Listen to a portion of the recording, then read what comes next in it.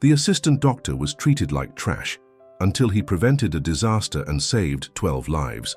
Sometimes the most extraordinary heroes are born in the darkest moments of despair, when every voice around them whispers that they're not enough. Liam Rodriguez stood at the nurse's station, his hands trembling slightly as he reviewed patient charts for the morning rounds. At 23, he possessed the kind of quiet intelligence that often went unnoticed in the bustling corridors of Metropolitan General Hospital. His dark eyes, always alert and observant, had learned to avoid direct contact with most of his colleagues, not out of shyness but out of a protective instinct he'd developed over the past 18 months of his residency. The young assistant doctor had graduated summa cum laude from medical school, his thesis on emergency trauma response earning recognition from the academic board, yet none of that seemed to matter within these sterile white walls, where reputation was built not on knowledge alone but on the approval of those in positions of power. And Dr. James Morrison, the department's senior physician, had made it abundantly clear that Liam would never earn his respect. Dr. Morrison, 58 years old with silver hair and an imposing presence, commanded the emergency department with an iron fist. His 30 years of experience had saved countless lives, but they had also hardened him into a man who believed that only through harsh criticism could young doctors truly learn. In his mind, Liam represented everything wrong with the new generation of physicians: too soft, too theoretical, lacking the street wisdom that only came from years of real-world practice. The morning began like any other, with Dr. Morrison's rounds starting promptly at 7:30. Liam followed behind the group of attending physicians, residents, and medical students, carrying his tablet and trying to blend into the background. He had learned that visibility often meant becoming a target for Dr. Morrison's sharp tongue and public corrections. "Dr. Rodriguez," Morrison's voice cut through the morning air like a blade, "perhaps you can explain to our students why the patient in room 12 was given the wrong dosage of antibiotics yesterday." Liam's heart sank. He had double-checked that prescription 3 times, following protocol exactly as written. The dosage had been correct according to the patient's weight and medical history, yet here he was, being singled out once again for a mistake that existed only in Dr. Morrison's need to establish dominance. "Sir, the dosage was calculated according to the patient's current weight and kidney function," Liam replied quietly, his voice steady despite the knot forming in his stomach. "Don't give me textbook answers, Rodriguez. In the real world, experience trumps your perfect little calculations every time." Morrison's words carried the weight of authority, and Liam could feel the eyes of everyone in the group upon him. Some looked sympathetic, others simply grateful. It wasn't them being criticized. The pattern continued throughout the morning. When Liam suggested a differential diagnosis for a patient with chest pain, Morrison dismissed it as overthinking. When he remained quiet during discussions, he was labeled as disengaged and unprepared. It was a no-win situation that had become the defining characteristic of his daily existence at the hospital. By lunch, Liam found himself sitting alone in the cafeteria, mechanically eating a sandwich while reviewing case studies on his tablet. He had developed this habit of immersing himself in medical literature during breaks, not just to improve his knowledge, but to escape the constant feeling of inadequacy that followed him through the hospital halls. Dr. Sarah Chen, a fellow resident 2 years his senior, occasionally joined him during these solitary meals. She had witnessed many of Morrison's public dismissals of Liam and often offered quiet words of encouragement. Today, however, she seemed particularly concerned. "You know he's wrong about you, right?" she said, settling into the chair across from him. Liam looked up from his tablet, managing a weak smile. "Sometimes I'm not so sure anymore. The nursing staff talks, Liam. They see how you interact with patients, how carefully you review every detail. Mrs. Patterson in room 7 specifically asked if you'd be taking care of her again today. Patients don't request doctors who don't know what they're doing." Despite Sarah's kind words, Liam couldn't shake the feeling that maybe Dr. Morrison was right. Maybe he was too inexperienced, too cautious, too theoretical for the fast-paced world of emergency medicine. Maybe his careful approach was actually a weakness rather than a strength. As the afternoon shift began, Liam returned to the emergency department, unaware that the next few hours would change not only his own life, but the lives of 12 other people. The day that would prove who the real professional was had only just begun. If this story is touching your heart, and you want to see how Liam's journey unfolds, please hit that like button and subscribe to our channel for more inspiring stories of triumph over adversity. Also, drop a comment below telling us where you're watching from and what time it is there. We love connecting with our amazing viewers around the world. The afternoon brought a steady stream of patients to the emergency department, each case adding another layer to Liam's growing sense of isolation. Dr. Morrison continued his pattern of undermining the young resident at every opportunity, creating an atmosphere of tension that was palpable to everyone in the department. Around 3 o'clock, an elderly man arrived with symptoms of acute abdominal pain. Liam was the first to examine him, conducting a thorough assessment that included checking vital signs, palpating the abdomen, and reviewing the patient's medical history. Based on his findings, he suspected acute appendicitis and recommended immediate imaging studies. When Dr. Morrison reviewed the case, he dismissed Liam's assessment with characteristic condescension. "Dr. Rodriguez seems to think every stomachache is a surgical emergency," he announced to the gathered staff. "This is clearly gastroenteritis. Give him some anti-nausea medication and discharge instructions." Liam felt his face flush with embarrassment, but something deeper stirred within him. A quiet confidence born from years of study and careful observation. He had seen the subtle signs. The way the patient's pain had migrated from the center of his abdomen to the lower right quadrant, the slight fever, the elevated white blood cell count. These weren't just textbook symptoms. They were real indicators that demanded attention. Despite his better judgment, Liam approached Dr. Morrison privately. "Sir, I really think we should consider imaging. The patient's presentation is consistent with, are you questioning my diagnosis, Rodriguez?" Morrison's voice carried a dangerous edge.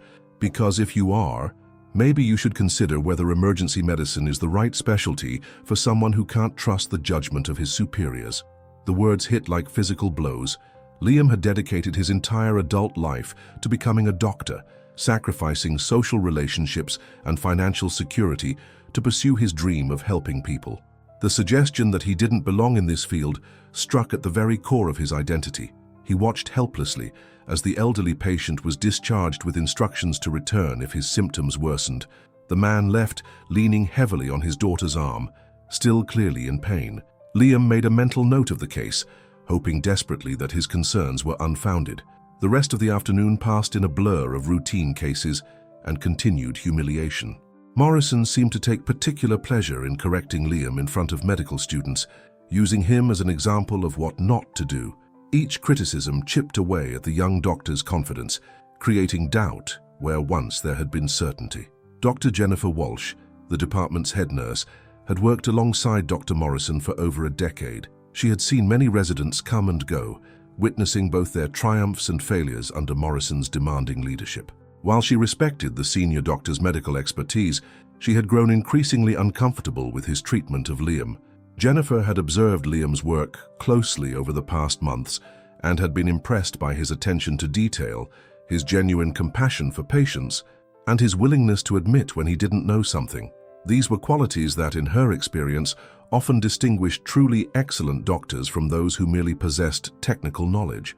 As the evening shift approached, Jennifer found herself hoping that something would happen to showcase Liam's true abilities. She had seen too many promising young doctors lose their confidence under Morrison's harsh mentorship, eventually leaving emergency medicine altogether. The thought of losing someone with Liam's potential seemed like a waste of talent the hospital couldn't afford. The elderly patient, who had been discharged earlier that afternoon, returned around 6 o'clock, this time brought in by ambulance. His condition had deteriorated significantly, and he was now showing signs of peritonitis, a serious complication that occurred when an infected appendix ruptured.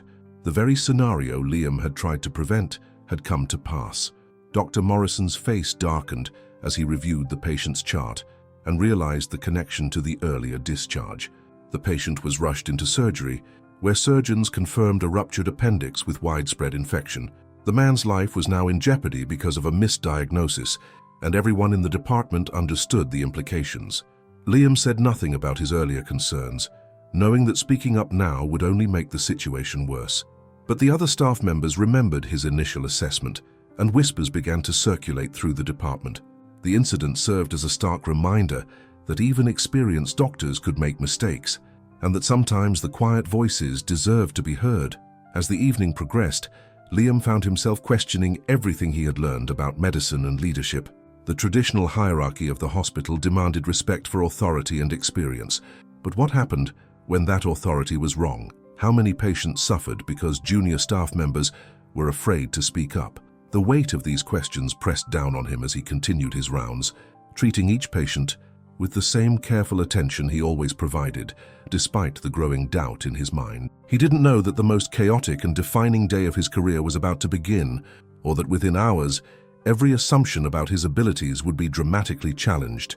The stage was set for a night that would change everything, not just for Liam, but for everyone who had witnessed his quiet strength in the face of constant criticism. Night shifts in the emergency department carried their own unique rhythm, a mixture of quiet tension and explosive unpredictability that kept staff constantly alert. As darkness settled over the city, Liam found himself assigned to the late shift alongside Dr. Morrison and a skeleton crew of nurses and support staff. The department felt different at night, with dimmed lighting in non-critical areas and the constant hum of monitoring equipment, creating an almost hypnotic background soundtrack. Despite the relative quiet, Liam knew that emergency departments often saw their most severe cases during these hours: heart attacks, car accidents, domestic violence situations, and overdoses that couldn't wait for morning. Dr. Morrison seemed less interested in publicly humiliating Liam during the night shift, perhaps due to the smaller audience or his own fatigue from the long day. This respite allowed Liam to work more naturally, treating patients with the careful attention and thorough assessment that had become his trademark, even if it wasn't appreciated by his superior. Around 10:30, a young woman arrived complaining of severe headaches that had been worsening over the past week. She was accompanied by her worried boyfriend, who explained that she had been experiencing nausea, sensitivity to light, and some confusion.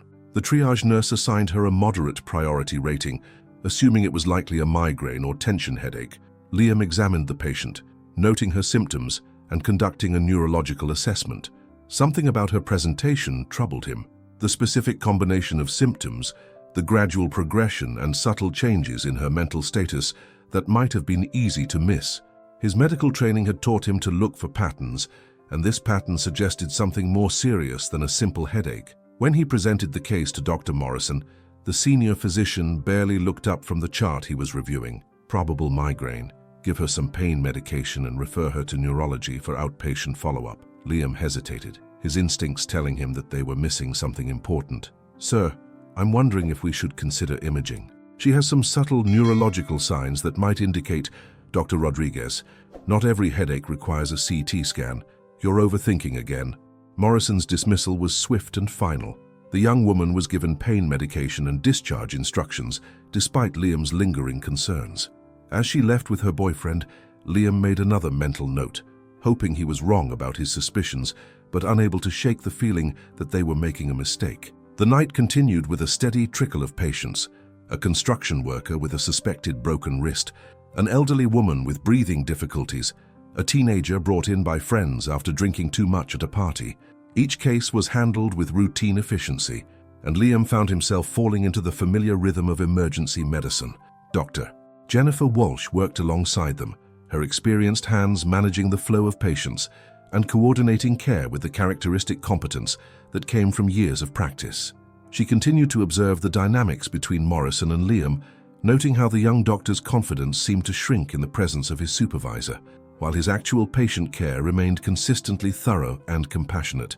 Around midnight, the department experienced one of those strange lulls that sometimes occurred during night shifts.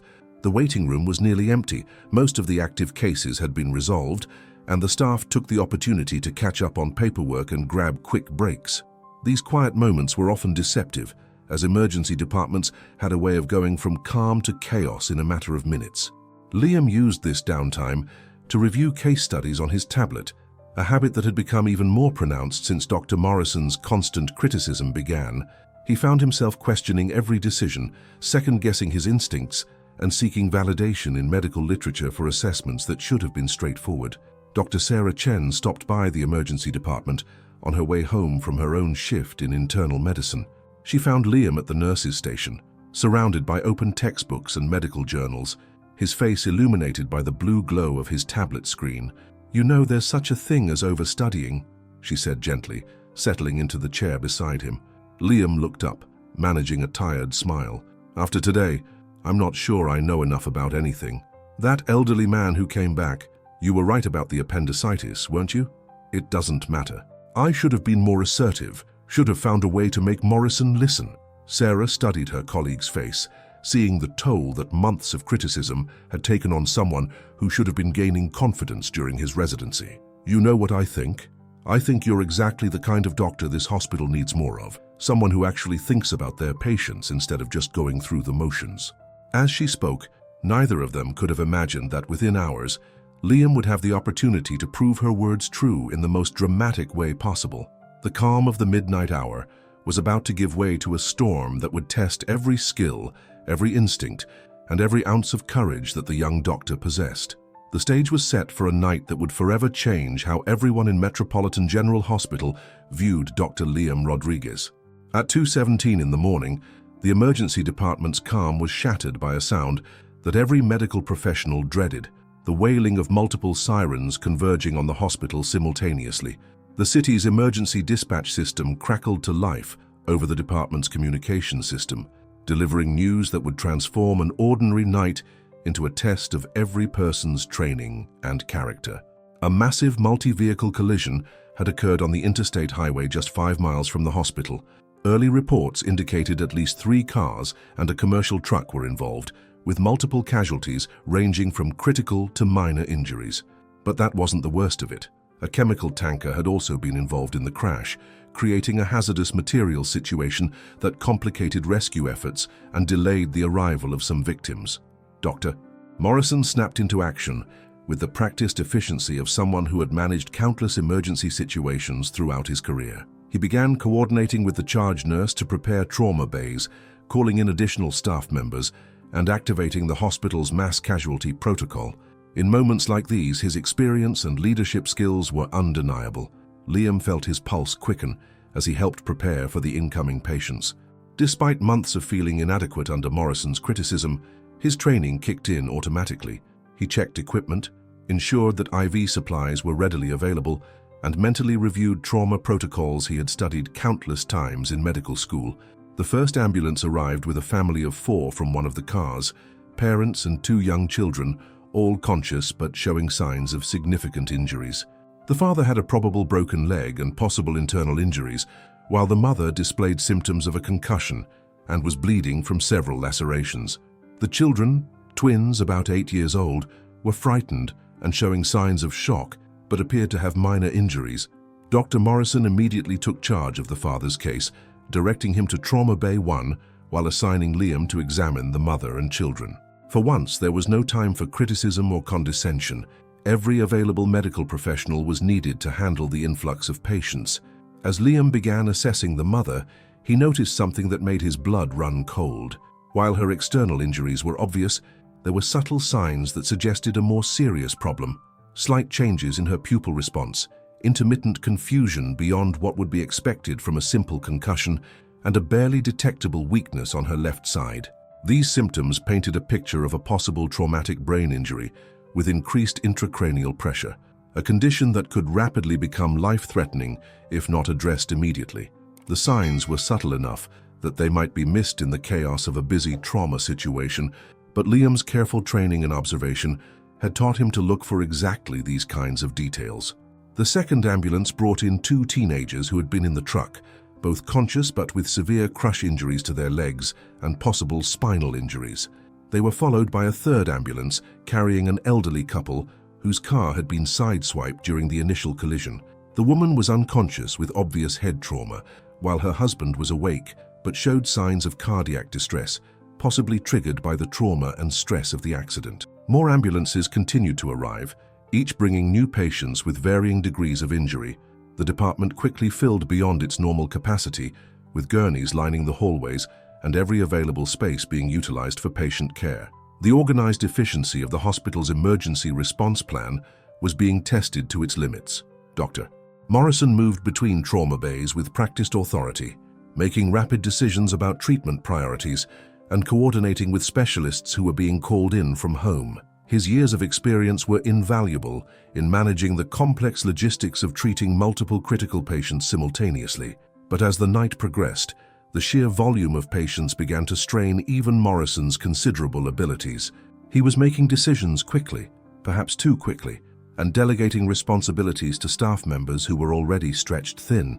The pressure of the situation was beginning to show, even in someone with his extensive experience.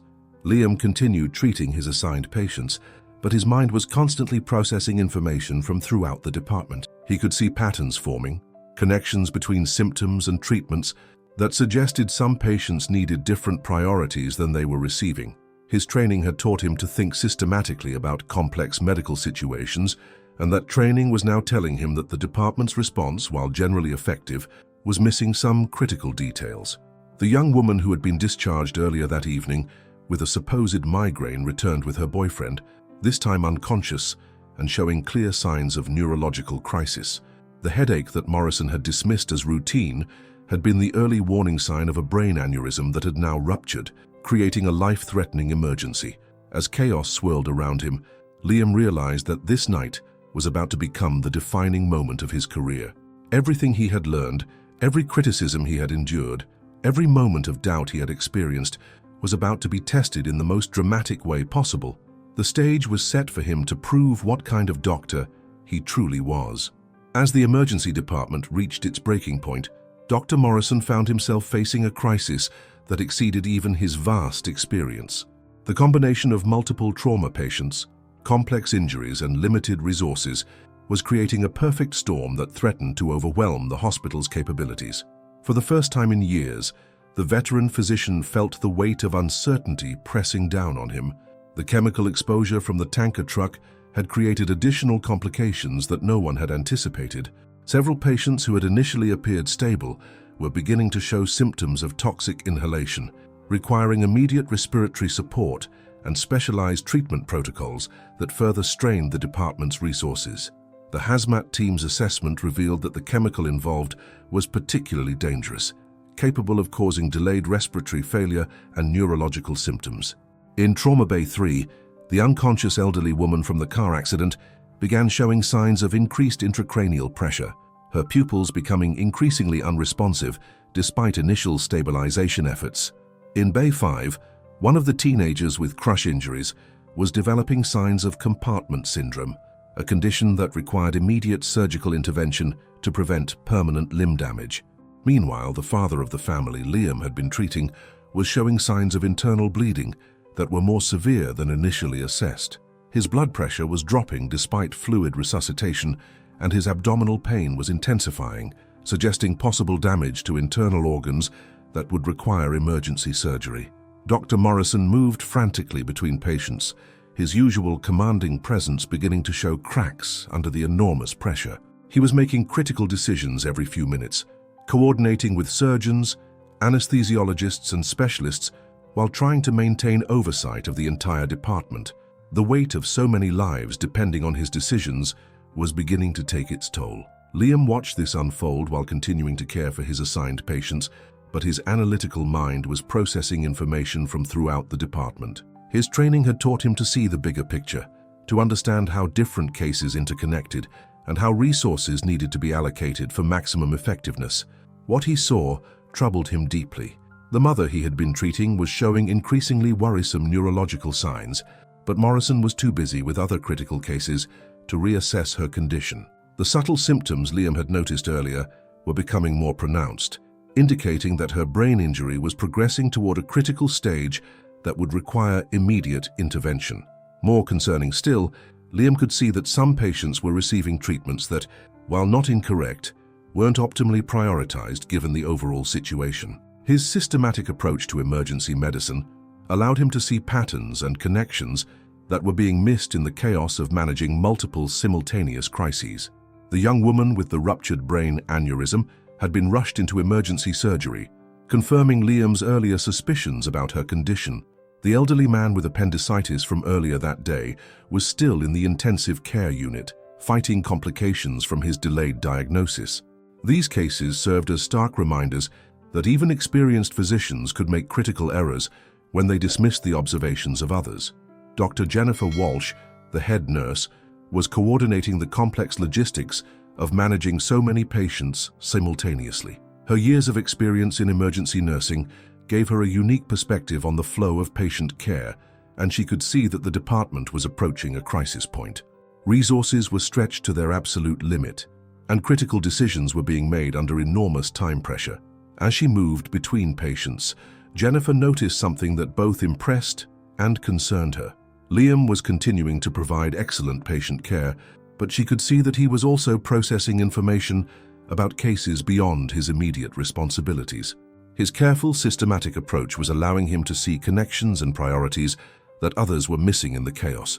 Around 4 in the morning, the situation reached a critical point. Morrison was simultaneously managing the elderly woman's deteriorating neurological condition, coordinating surgery for the teenager with compartment syndrome, and overseeing the treatment of patients with chemical exposure.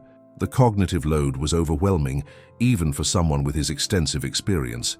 It was at this moment that Liam made a decision that would define his career and potentially save multiple lives. He could see that the current approach, while well-intentioned, was missing critical connections between different patients' conditions. The systematic, analytical approach he had been criticized for possessing was exactly what the situation required. The young doctor took a deep breath, gathering all of his courage and medical knowledge, preparing to step forward in a way that would challenge everything the department thought they knew about his capabilities.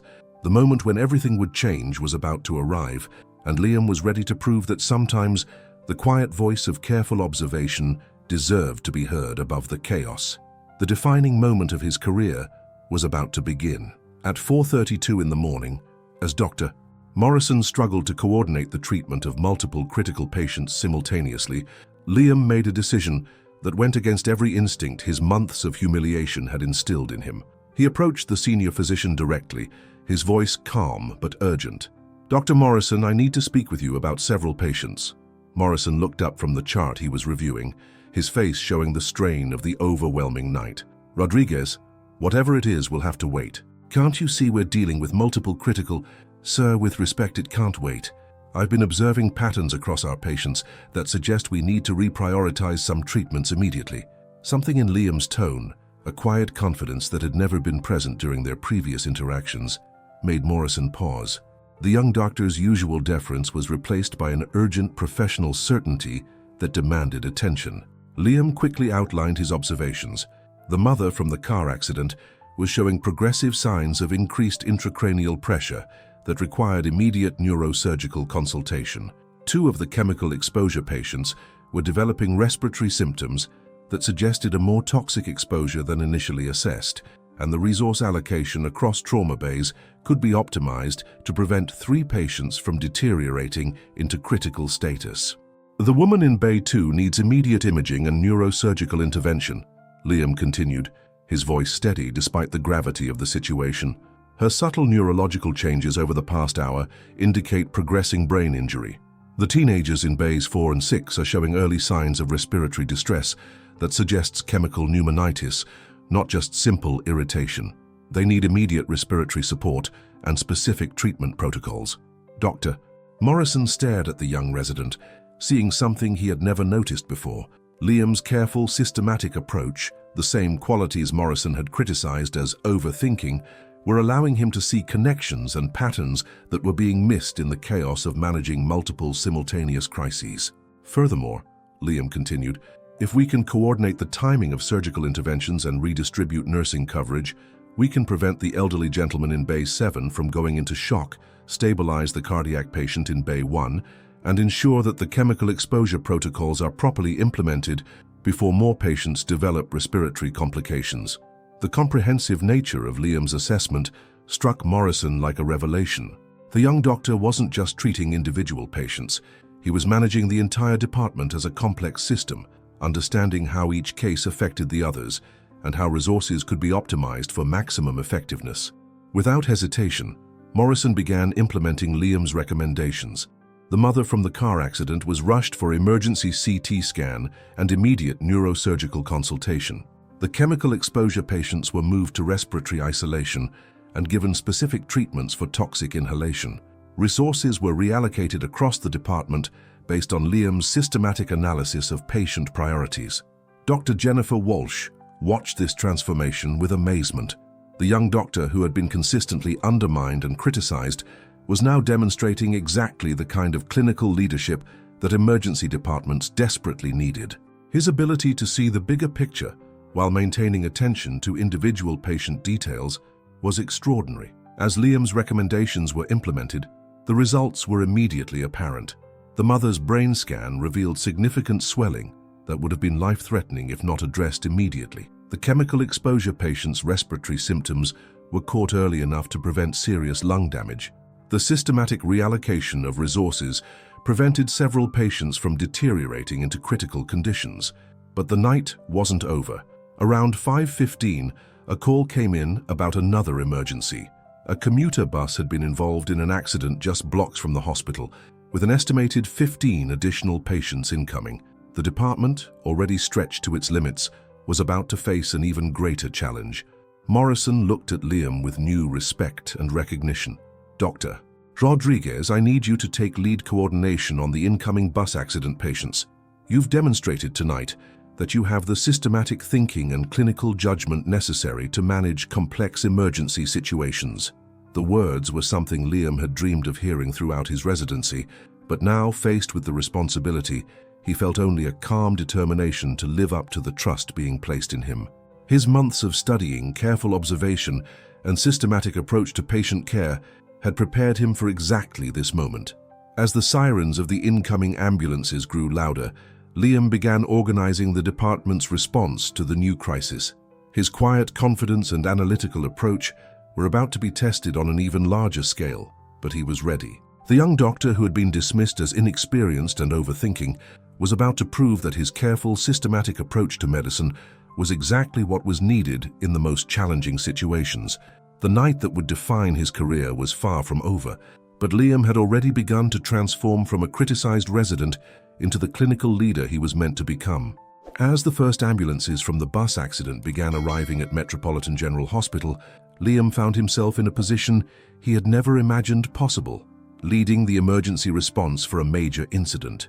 The systematic thinking that Dr. Morrison had criticized for months was now being relied upon to coordinate the care of nearly 30 patients across 2 separate accidents. Liam's approach to the new crisis was methodical and comprehensive. Instead of simply reacting to each incoming patient, he began by establishing a clear triage system that accounted for the current capacity of the department, the expertise of available staff, and the projected timeline for patient flow. His careful analysis allowed him to anticipate problems before they occurred and allocate resources where they would be most effective. The bus accident had resulted in a mix of injuries, several passengers with broken bones and lacerations, a few with more serious trauma from being thrown during the impact, and unfortunately, 3 patients with critical injuries that required immediate surgical intervention. What made the situation particularly challenging was that the hospital's surgical suites were already occupied with patients from the earlier highway accident. Working with Dr. Morrison, who was now viewing his young colleague with newfound respect, Liam developed a coordinated plan that optimized the use of every available resource. They established communication with other hospitals in the region to transfer patients whose conditions were stable but who still required surgical procedures, freeing up local resources for the most critical cases. The young doctor's ability to think systematically about complex situations became increasingly apparent as the night progressed. While other staff members were focused on their immediate patients, Liam was simultaneously tracking the status of every case in the department, anticipating which patients would need escalated care, and ensuring that critical resources weren't bottlenecked in any single area. Dr. Jennifer Walsh found herself working more efficiently than she had in years. Liam's systematic approach to patient flow meant that nursing resources were being utilized optimally, equipment was available where needed, and communication between different teams was clear and coordinated. The chaos that had threatened to overwhelm the department was being replaced by organized, effective patient care. One of the most critical patients from the bus accident was a middle-aged woman who had suffered severe trauma to her chest and abdomen. Initial assessment suggested multiple rib fractures, possible lung collapse, and internal bleeding. Under normal circumstances, she would have been rushed immediately to surgery, but with operating rooms already occupied, Liam had to develop an alternative approach. Working with the surgical team, he coordinated a temporizing treatment plan that stabilized the patient's condition while preparing for surgery as soon as an operating room became available. This required careful monitoring of her vital signs, precise management of her fluid balance, and coordination between emergency, surgical, and anesthesiology teams, exactly the kind of complex clinical management that Liam's systematic approach was designed to handle. Throughout the night, Morrison observed his young colleague with growing amazement. Every decision Liam made was based on careful analysis of multiple factors: patient condition, resource availability, staff expertise, and projected outcomes. The overthinking that Morrison had criticized was revealing itself to be extraordinarily thorough clinical reasoning. Around 6 in the morning, as the department finally began to achieve some stability, Morrison pulled Liam aside for a conversation that both of them knew was overdue. The senior physician's face showed fatigue from the long night, but also something else: genuine respect and recognition. "Dr. Rodriguez, I owe you an apology that goes far beyond what happened tonight," Morrison began, his voice carrying a humility that Liam had never heard before. "Your systematic approach to patient care, your attention to detail, your ability to see the bigger picture, these aren't weaknesses to be criticized. They're exactly the qualities that make an exceptional emergency physician." Liam listened quietly, feeling a complex mix of vindication, relief, and continued respect for his supervisor's medical expertise. The young doctor had never wanted to prove Morrison wrong. He had simply wanted the opportunity to demonstrate his capabilities and contribute meaningfully to patient care. "Tonight, you didn't just save individual patients. You saved our entire department from being overwhelmed by crises that could have resulted in multiple preventable deaths," Morrison continued. "Your ability to coordinate complex care, anticipate problems, and optimize resources is remarkable. I've been doing this for 30 years, and I've never seen a resident handle a crisis with such systematic effectiveness." As dawn broke over the city, the emergency department was finally returning to normal operations. The crisis that had threatened to overwhelm the hospital's capabilities had been managed successfully, with all patients receiving appropriate care and no preventable deaths occurring despite the complexity and severity of the multiple accidents. Liam had proven that his careful, analytical approach to medicine wasn't a sign of inexperience or inadequacy. It was the foundation of exceptional clinical leadership. The night had transformed not only how others viewed him, but how he viewed himself as a physician. As the morning shift began arriving at Metropolitan General Hospital, news of the previous night's events spread quickly through the medical staff. The successful management of 2 major accidents simultaneously, with 0 preventable casualties and optimal resource utilization, was being recognized as an exceptional example of emergency medicine crisis management. Dr. Elizabeth Hayes, the hospital's chief of emergency medicine, arrived early after receiving reports about the night's events. She had been monitoring the situation remotely through electronic medical records and communication with the night staff, but she wanted to conduct a thorough debriefing to understand exactly how the department had managed such a complex crisis so effectively. Liam was finishing his documentation of the night's cases when Dr. Hayes approached him. He had worked under her supervision during his first months of residency, but had rarely interacted with her since Dr. Morrison had become his primary supervisor. Her presence in the department at this early hour indicated the significance of the previous night's events. "Dr. Rodriguez, I understand you played a crucial role in coordinating our response to last night's multiple casualty incidents," she said, her tone professional but warm. "I'd like to discuss your observations and recommendations for improving our mass casualty protocols based on what you learned." The conversation that followed was unlike any professional interaction Liam had experienced during his residency. Instead of being questioned or criticized, he was being consulted as a colleague whose insights were valued and whose clinical judgment was respected.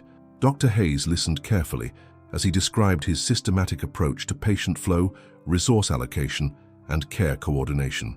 "Your ability to see the department as a complex system, rather than just a collection of individual patient cases, is remarkable," she observed. "That kind of analytical thinking is exactly what we need in leadership positions within emergency medicine." Dr. Morrison, who had been completing his own documentation nearby, joined the conversation. The transformation in his demeanor toward Liam was evident to everyone in the department. The senior physician, who had spent months criticizing the young resident, was now speaking about him with genuine admiration and respect. "Dr. Hayes, I need to be completely honest about something," Morrison said, his voice carrying the weight of months of regret.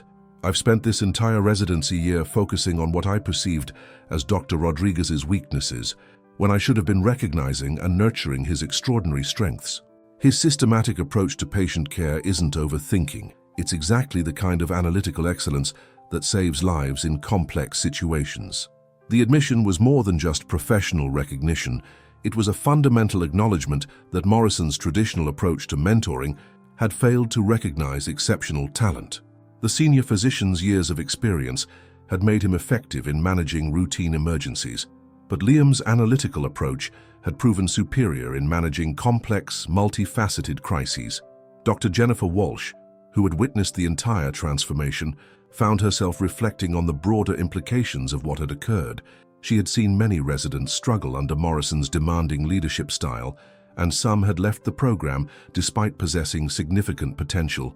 Liam's perseverance in the face of constant criticism, combined with his unwavering commitment to excellent patient care, had ultimately allowed his true capabilities to emerge. The nursing staff who had worked through the night were unanimous in their praise for Liam's coordination of the crisis response. His clear communication, systematic approach to patient prioritization, and respect for the expertise of all team members had created an atmosphere of effective collaboration that maximized everyone's contributions to patient care.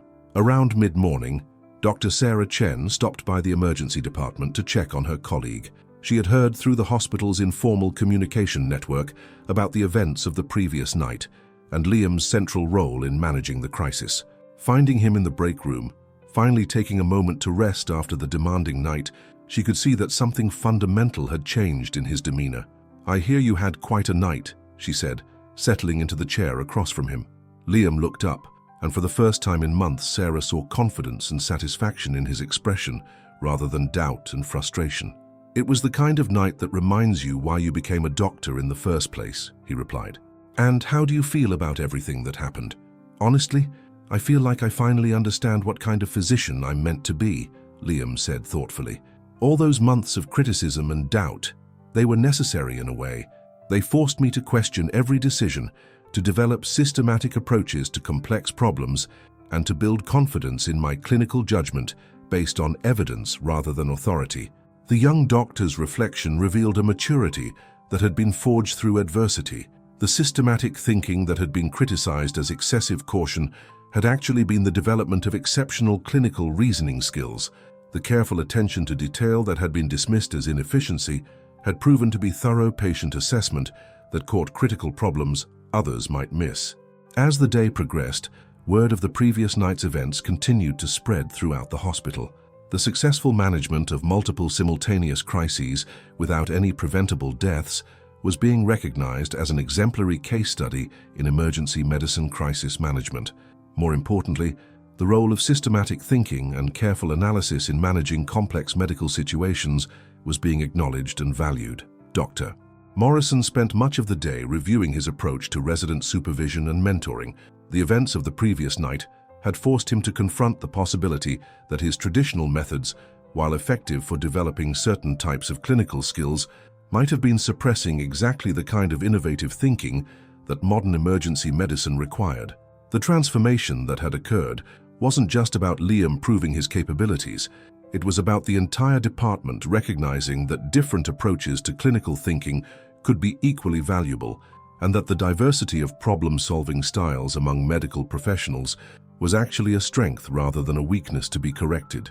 As evening approached and Liam prepared to finally head home after an extended shift, he reflected on how dramatically his professional life had changed in the span of a single night. The quiet confidence he had always possessed, but had learned to suppress, was now being recognized and valued by his colleagues and supervisors. 3 weeks after the night that changed everything, Liam walked through the corridors of Metropolitan General Hospital with a sense of purpose and belonging that he had never experienced during his residency. The transformation in how he was perceived by colleagues, supervisors, and staff had been remarkable, but more importantly, he had rediscovered confidence in his own abilities and approach to medicine. Dr. Morrison had requested a formal meeting to discuss Liam's future in the emergency medicine program. The conversation took place in Morrison's office. the same room where months earlier the senior physician had suggested that emergency medicine might not be the right specialty for someone who couldn't trust the judgment of his superiors. Now, the context and tone of their interaction was completely different. "Dr. Rodriguez, I want to discuss your role moving forward in this program and in this department," Morrison began, his demeanor respectful and collegial. "Your performance during the multiple casualty incidents 3 weeks ago demonstrated clinical leadership abilities that are exceptional for any physician, let alone a second-year resident." Liam listened carefully, still somewhat surprised by the complete reversal in Morrison's attitude toward him. The systematic approach to patient care that had once been criticized was now being praised as exactly the kind of analytical thinking that emergency medicine needed to handle increasingly complex medical situations. "I'm recommending you for early advancement to chief resident status with additional responsibilities in crisis management protocol development," Morrison continued. "Your ability to see the department as an integrated system, rather than just a collection of individual patient cases, gives you a perspective that could revolutionize how we handle complex emergency situations." The offer was beyond anything Liam had dared to imagine during the difficult months of constant criticism and doubt. Chief resident positions typically went to senior residents with exceptional clinical skills and proven leadership abilities. The fact that Morrison was recommending him for early advancement represented a complete acknowledgement of his capabilities.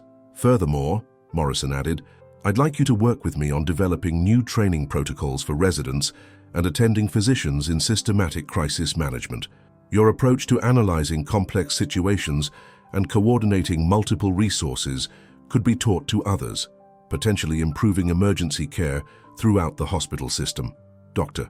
Elizabeth Hayes had also requested a meeting with Liam to discuss long-term career opportunities. The chief of emergency medicine had been following his progress closely since the night of the multiple accidents, and she had specific plans for nurturing his obviously exceptional abilities. "Liam, I want to discuss your future beyond residency," she said during their meeting in her office. "Your analytical approach to emergency medicine, combined with your ability to remain calm under extreme pressure, suggests that you could make significant contributions to the field through both clinical practice and research." She outlined opportunities for him to participate in emergency medicine research projects, potentially leading studies on crisis management protocols and systematic approaches to complex patient care. The academic aspects of medicine had always appealed to Liam, and the possibility of contributing to the scientific foundation of emergency care was deeply satisfying. "I'm also recommending you for a fellowship in emergency medical services and disaster medicine after you complete your residency," Dr. Hayes continued. "Your demonstrated abilities in managing complex multi-casualty situations suggest that you could become a leader in developing better approaches to large-scale emergency response." The transformation in Liam's professional trajectory was remarkable, but perhaps more important was the change in his own self-perception. The months of doubt and criticism had been replaced by justified confidence in his abilities and a clear understanding of his strengths as a physician. Dr. Jennifer Walsh, who had witnessed Liam's entire journey from criticized resident to recognized leader, found herself reflecting on the broader lessons of his experience. She had seen too many promising young physicians leave medicine altogether after being consistently undermined by supervisors who failed to recognize different approaches to clinical excellence.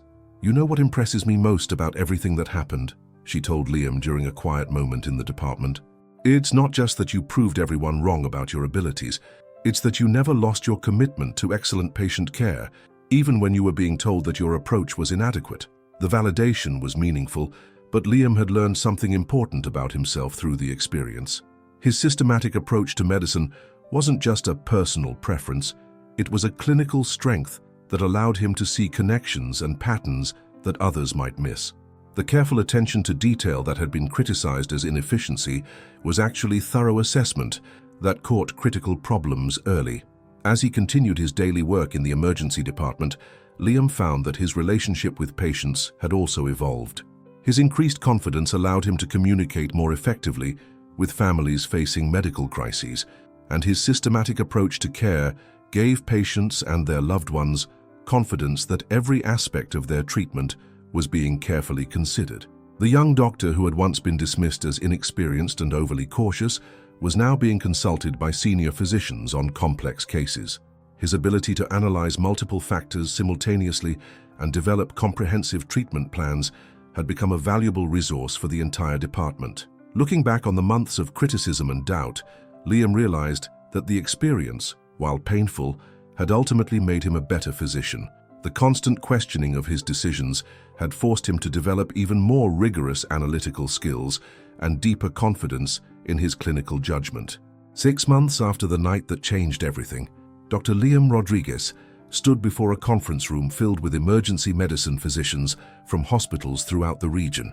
He was presenting a case study on systematic crisis management in emergency departments, using the multiple casualty incidents that had transformed his career as the primary example. The young physician, who had once been too intimidated to speak up during medical rounds, was now confidently addressing seasoned emergency medicine professionals about innovative approaches to complex patient care. His systematic methodology for managing multi-casualty incidents was being adopted by hospitals across the state, potentially saving countless lives in future emergency situations. The key insight, Liam explained to his audience, is that emergency departments during crisis situations function as complex adaptive systems rather than simple collections of individual patient cases.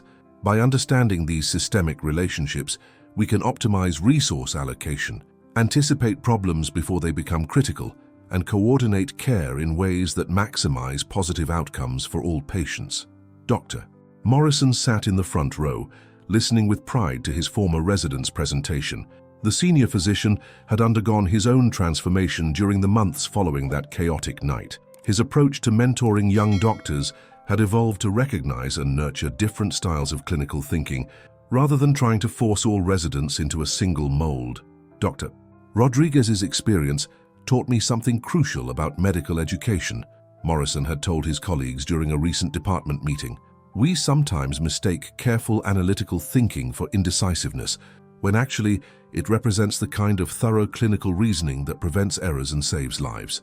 The changes in Morrison's mentoring style had begun to benefit other residents as well. Young physicians who might have been criticized for being too methodical or too questioning were now being encouraged to develop their analytical abilities and contribute their unique perspectives to patient care. Dr. Hayes had kept her promise about research opportunities and fellowship recommendations. Liam was now involved in 3 separate studies on emergency medicine protocols, and his application for a fellowship in disaster medicine had been accepted at one of the country's most prestigious programs. His academic future was as bright as his clinical prospects, but perhaps most importantly, Liam had maintained the qualities that had made him an exceptional physician even during the months when those qualities weren't appreciated. His careful attention to patient needs, his systematic approach to complex problems, and his commitment to excellent care had never wavered, even in the face of constant criticism. The patients who had benefited from his care during that chaotic night had made full recoveries. The mother with the brain injury had undergone successful surgery and returned to her family with no permanent neurological damage. The chemical exposure patients had avoided serious lung complications because their treatment had been initiated early enough to prevent permanent damage. The systematic approach that had been criticized as overthinking had literally saved lives. Dr. Sarah Chen, who had supported Liam throughout his difficult months, now worked alongside him as colleague and friend. She had witnessed his transformation from a doubted resident to a confident leader, and she understood the broader implications of his experience for medical education and professional development. "What happened to you could happen to any of us," she observed during one of their conversations. Medical training sometimes focuses so much on conformity and hierarchy that we miss the innovative thinking that could revolutionize patient care. The nursing staff who had worked with Liam during the crisis continued to request assignment to cases where he was the attending physician.